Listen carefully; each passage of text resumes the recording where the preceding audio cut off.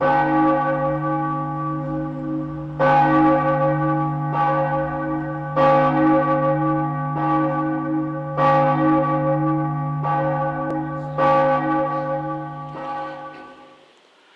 année, les parents de Jésus allaient à Jérusalem pour la fête de la Pâque. Quand il eut 12 ans, ils firent le pèlerinage suivant la coutume. Comme ils s'en retournaient à la fin de la semaine, le jeune Jésus resta à Jérusalem sans que ses parents s'en aperçoivent.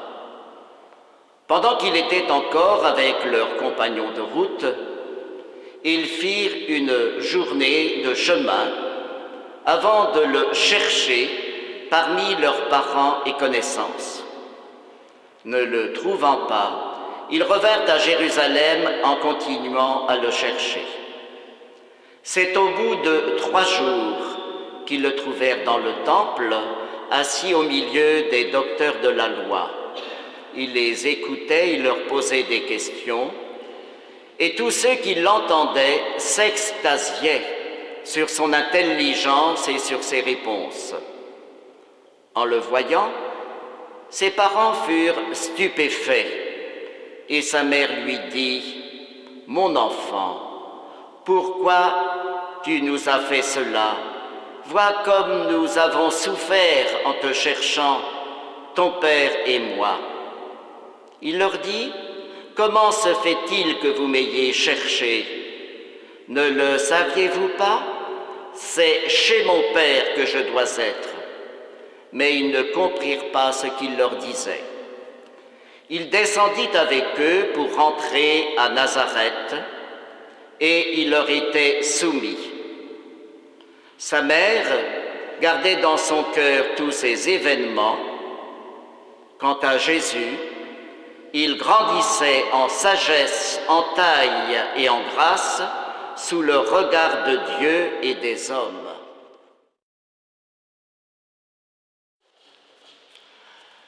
La Sainte Famille. Quel sens donner à cette fête située après Noël ?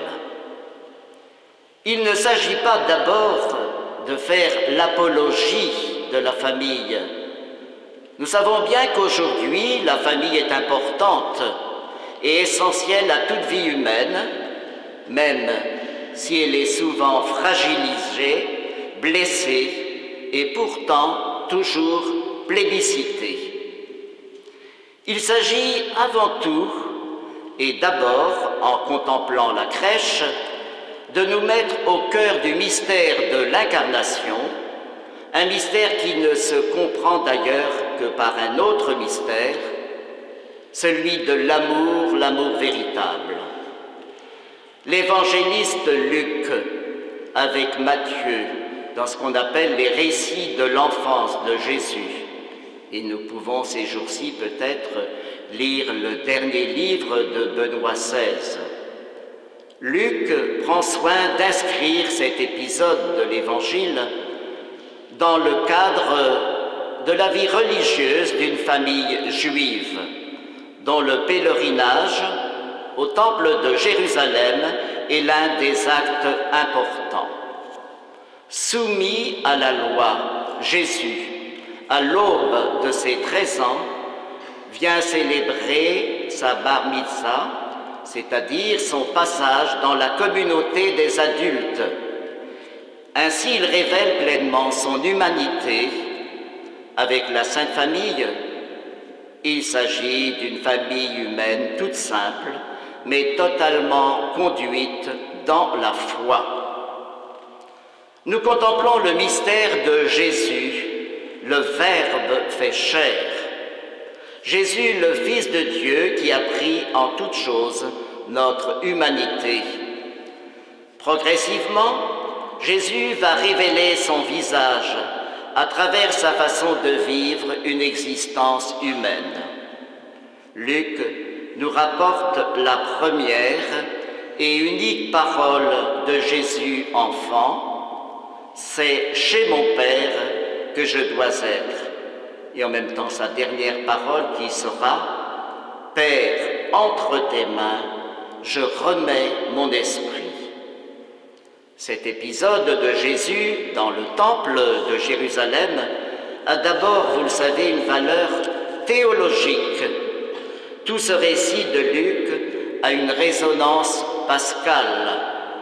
Il reprendra les mêmes termes et les mêmes thèmes tout au long des chapitres sur la Passion et la Résurrection, la montée vers la ville sainte de Jérusalem, les 3 jours Pâques, la disparition de Jésus, que l'on retrouve au 3e jour, évoque cette autre Pâque où il ressuscitera au 3e jour.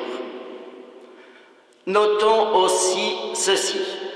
Luc utilise des verbes chercher et trouver.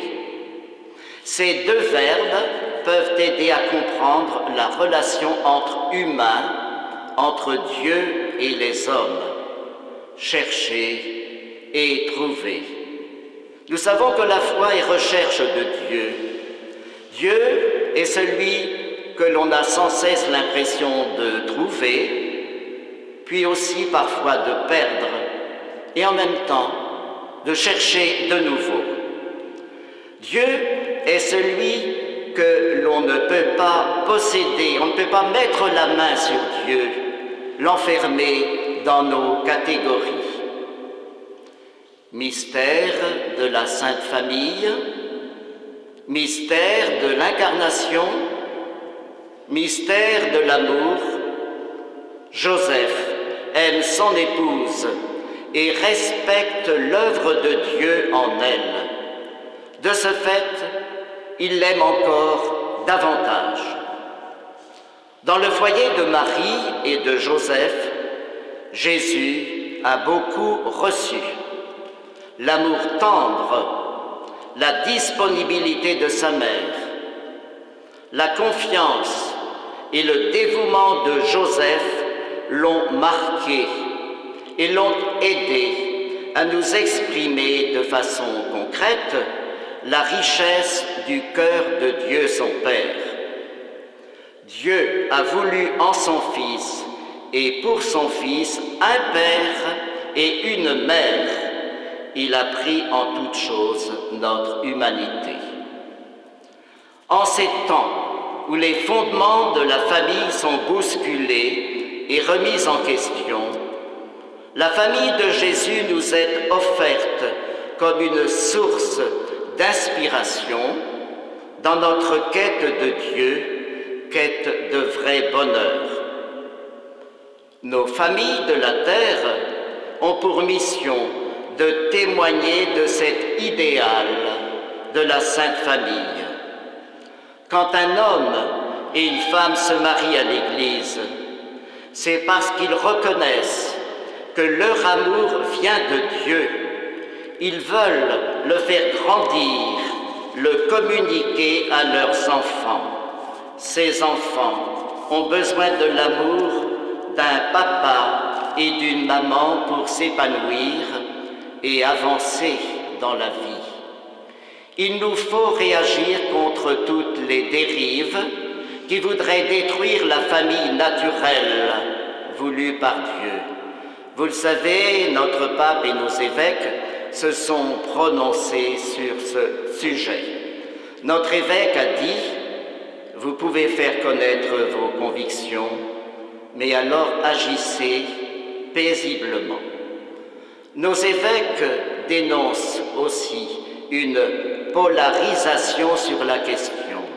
C'est à tel point que l'on peut en oublier des préoccupations prioritaires de beaucoup de nos concitoyens en raison de la crise économique et financière, crise matérielle, morale et spirituelle. De plus, nous le disons souvent, nous sommes dans l'année de la foi.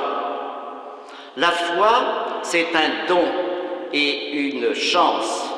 Il nous faut cette année ouvrir la porte de la foi, comme disait Benoît XVI. La foi est une lumière qui éclaire nos vies. Elle nous pousse au témoignage joyeux serein et convaincu. La foi est une amitié avec le Christ, le Fils de Dieu, l'unique Sauveur du monde. En ces jours, nous te prions, Seigneur, que ta parole nous habite et fasse vivre chacune de nos familles. Donne-leur de demeurer dans la confiance au moment des épreuves. Conduis-nous sur le chemin de sainteté que tu es venu nous montrer.